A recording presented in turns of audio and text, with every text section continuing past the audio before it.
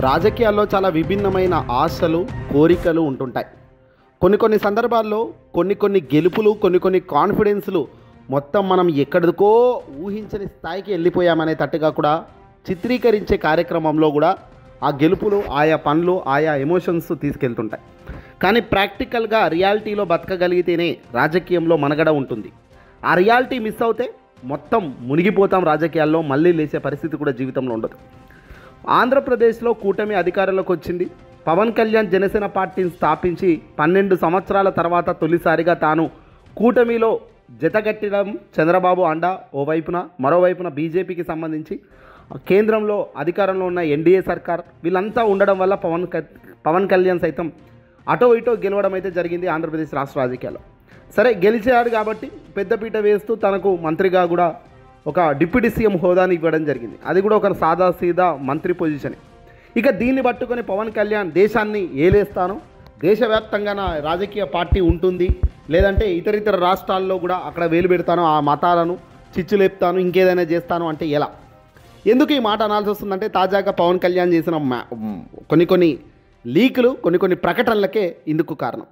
పవన్ కళ్యాణ్ కొద్ది రోజులుగా తమిళనాడు వేదికగా హల్చల్ చేస్తున్నారు.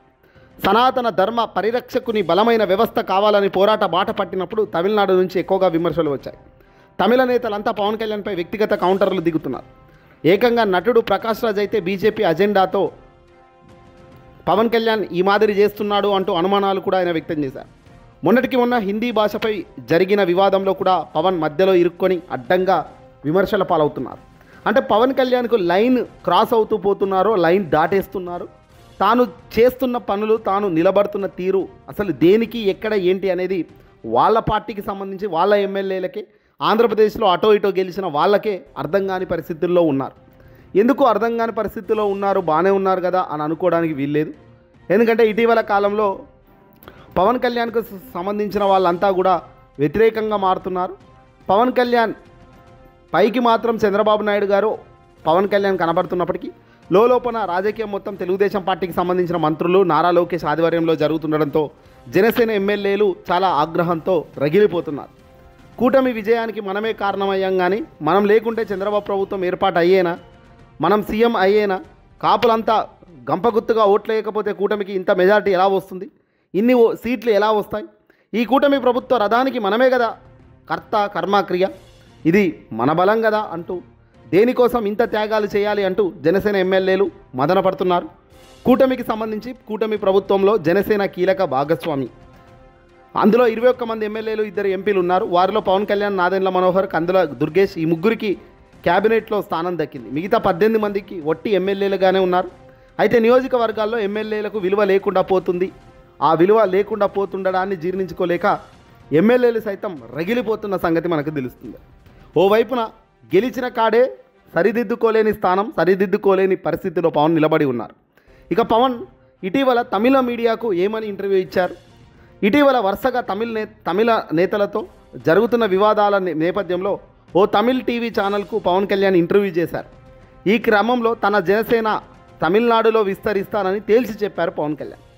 జనసేన పార్టీని తమిళనాడు రాష్ట్రంలో విస్తరిస్తాను, తమిళనాడు రాష్ట్రంలో పవన్ కళ్యాణ్ జనసేన పార్టీ ఉంటుంది, పెట్టబోతున్నాను అంటూ చెప్పుకొచ్చారు. పిఠాపురం జనసేన ఆవిర్భావ సభలో పవన్ కళ్యాణ్ హిందీ భాష విషయంలో సంచలన వ్యాఖ్యలు చేసిన విషయం తెలిసిందే. ఇప్పటికే హిందీ భాషను తమపై బలవంతంగా రుద్దుతున్నారని తమిళనాడులో ఆవేశాలు వ్యక్తమవుతున్నాయి. ఈ తరుణంలో పవన్ కళ్యాణ్ చేసిన ఈ వ్యాఖ్యలు మిస్ఫైర్ అయ్యాయి. ఈ క్రమంలో ఆయన వివరణ ఇచ్చే ప్రయత్నం చేశారు. హిందీ నేర్పించాలనే విధానానికి తాను కూడా వ్యతిరేకమని స్పష్టం చేశారు. తాను స్వచ్ఛందంగానే తమిళంతో పాటు హిందీని నేర్చుకుంటున్నాను అన్నట్టుగా తెలిపారు. మరోవైపు పవన్ హిందీ లాంగ్వేజ్ విషయంలో కీలక వ్యాఖ్యలు చేశారు. బ్రిటిష్ వారు తీసుకొచ్చిన ఇంగ్లీష్ భాష నేర్చుకోవడానికి లేని భయం దేశంలోని హిందీ భాష నేర్చుకునేందుకు ఎందుకని పవన్ కళ్యాణ్ అన్నారు. నేతలు హిందీలో ప్రసంగాలు చేస్తుంటారు, కానీ హిందీని మాత్రం విమర్శిస్తుంటారని తప్పుపట్టారు పవన్. మరోవైపు తమిళనాడులో బీజేపీ తప్పకుండా ఎదుగుతుందని ఆశాభావం వ్యక్తం చేశారు ఈయన. రాజకీయాల్లో ఏదైనా జరగవచ్చునని చెప్పిన పవన్ భవిష్యత్తులో తన జనసేన పార్టీ సైతం తమిళనాడులో విస్తరించే అవకాశం ఉందని ఇక్కడ చెప్పుకొచ్చారు. ఉన్న దగ్గరనే ఏలలేని పరిస్థితుల్లో ప్రస్తుతం పార్టీ నిలబడి ఉండి పక్కదాన్ని ఏల్తానని చెప్పడంలో నిజంగా హాస్యాస్పదం కాక మరొకటి ఏమిటి? పవన్ కళ్యాణ్ జనసేన పార్టీ ఆంధ్రప్రదేశ్ రాష్ట్రంలో పార్టీ ఆవిర్భవించి 12 సంవత్సరాల ఆవిర్భావ దినోత్సవం అంటూ ఇటీవల కాలంలో మనం ఒక సభ చూసాం కదా. 12 సంవత్సరాలుగా పార్టీలో కనీసం బలోపేతంగా 10% ఓటు బ్యాంకును కూడా పెంచే పరిస్థితుల్లో పెంచే శక్తి సామర్థ్యం లేని వ్యక్తి పవన్. అంటే సొంత రాష్ట్రంలో పుట్టి పెరిగిన రాష్ట్రంలోనే జస్ట్ 10% ఓటు బ్యాంకు కూడా లేని పార్టీ జనసేన పార్టీ. కూటమిగా అధికారంలోకి వచ్చింది, అది వేరే విషయం. అధికారం ఎలా వచ్చింది? 100% స్ట్రైక్ రేట్ మనదే అంటి 7 అని అంటున్నారు. 100% స్ట్రైక్ రేట్ మనదే అనేది కూడా పూర్తిగా తప్పు. ఎందుకంటే జనసేన పార్టీ కేవలం 7% ఓటు బ్యాంక్ కూడా ప్రాపర్గా లేదు, 6 చేంజ్ ఉంది. మరి 100% స్ట్రైక్ రేట్ ఎలా వస్తుంది?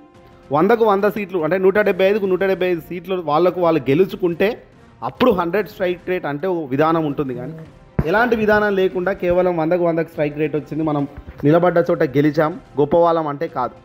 పైగా పార్టీ పెట్టి 12 సంవత్సరాలు అయితే 10% ఓటు బ్యాంక్ కూడా లేని పార్టీగా నిలబెట్టిన పవన్ గొప్పగా రాజకీయ నాయకుడు అని మనం చెప్పలేం.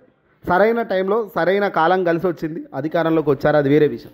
సింగిల్గా తాను ఒక దగ్గర వెళ్ళి నిలబడి గెలిచే సత్తా దమ్ము కూడా పవన్కు ఉందని అయితే చాలామంది అనుకోవడం లేదు. ఎందుకయ్యా అంటే పిఠాపురం వేదికగా ఎస్విఎస్ఎన్ వర్మను బుజ్జగించి వర్మను బతిమలాడుకొని తాను ఆ సీటును దక్కించుకున్నారు. వర్మను పక్కకు నిలబెట్టి తనకు ఆఫర్ చేసి అధికారంలోకి కూటమి రాగానే నీకు ఈ ఎమ్మెల్సీ స్థానం ఇస్తాం, మంత్రి పదవి ఇస్తామని అనేక రకాలుగా తనకు ఆశాజావం చూపించి అల్టిమేట్గా తన సీటును, తను నిలబడాల్సిన ఎమ్మెల్యే సీటును పవన్ కళ్యాణ్ తీసుకొని నిలబడి గెలిచారు. ఇక్కడ వర్మ చాలా గొప్ప మనసుతో పవన్ కళ్యాణ్ గారికి కూడా తాను రాజకీయంగా మద్దతు ఇస్తూ తనకు ఆయన సంబంధించి హెల్ప్ చేయడం కూడా జరిగింది. కానీ తీరా గెలిచాక మొన్న ఆవిర్భావ సభలో పవన్ కళ్యాణ్కు సంబంధించిన సొంత అన్న నాగబాబు ఏమంటున్నాడు? వర్మ కర్మ అంటున్నాడు. మీ వల్ల గెలిచాడు, నా వల్ల గెలిచాడు అనుకుంటే మీ కర్మరా బాబు, ప్రజల వల్ల గెలిచాడు అంటూ రాగాలు తీస్తున్నారు. అంటే మీరు కూడా ఎదిగేదాకా ఓటి, ఎదిగినాక ఓటి అనేది క్లియర్గా తెలుస్తుంది. న్యాయంగా, ధర్మంగా, సనాతన ధర్మం అంటున్నారు, కానీ ఆ సనాతన ధర్మం ఇక్కడ కనిపించే విధంగా రాజకీయం చేయడం లేదు. వ్యక్తిగత జీవితం పవన్ది లేదు, సనాతన ధర్మ రక్షకుడిగా నిజ జీవితం కూడా ఆ మాదిరి కనిపించడం లేదు. గడిచిన 12 ఏళ్ళుగా రాజకీయంగా తాను తీసుకున్న ఏ డిసిషన్ కూడా ప్రజలకు పనికొచ్చే అంశం ఏది కూడా పర్ఫెక్ట్గా లేదు. 2014లో చంద్రబాబుతో జతగట్టి అధికారంలోకి రాగలిగారు ఈ మాదిరి కూటమిగా. ఆ తర్వాత కొద్ది కాలం 2 సంవత్సరాలలోనే కూటమిగా విడిపోయిన పవన్ చంద్రబాబును, మోదీని తిట్టాడు. చంద్రబాబు మళ్ళీ ఆ తర్వాత చంద్రబాబు గారి మళ్ళీ ఆ తర్వాత హుటాహుటిన చంద్రబాబుతో జతగట్టి చంద్రబాబు మళ్ళీ మేలు, 40 ఏళ్ళ రాజకీయం ఉంటేనే మనకు జీవితం అని మళ్ళీ చంద్రబాబు, మోదీ వీళ్ళంతా జతగట్టారు. అంటే ఒకప్పుడు మంచిది కాదు అనుకున్న డిసిషన్ ఇప్పుడు మంచిది ఎలా అయింది? ఒకప్పుడు మంచిది అని అనుకున్నది ఇప్పుడు మంచిది కాకుండా ఎందుకు పోయింది? ఈ రెండింటి మధ్య డిఫరెన్స్ తెలియదు. ప్రస్తుతం ఆంధ్రప్రదేశ్లో కూటమి అధికారంలోకి వచ్చి 10 నెలల సమయం గడుస్తుంది. మెల్లిమెల్లిగా ఇప్పుడు అసలైన వ్యతిరేకత ప్రారంభమవుతుంది. తాజాగా జనసేన ఎమ్మెల్యేలంతా కూడా విజయవాడ వేదికగా ఓ హోటల్లో బస చేశారు. జనసేన ఎమ్మెల్యేలు ఆవేదన వ్యక్తం చేస్తున్నారు. విజయవాడ నడిబొడ్డున హోటల్లో సమావేశమయ్యారు సీక్రెట్గా. నాదెండ్ల మనోహర్ సైతం దీనికి హాజరయ్యారట. నాదెండ్ల మనోహర్తో ఎమ్మెల్యేలంతా ఏం మాట్లాడుతున్నారు?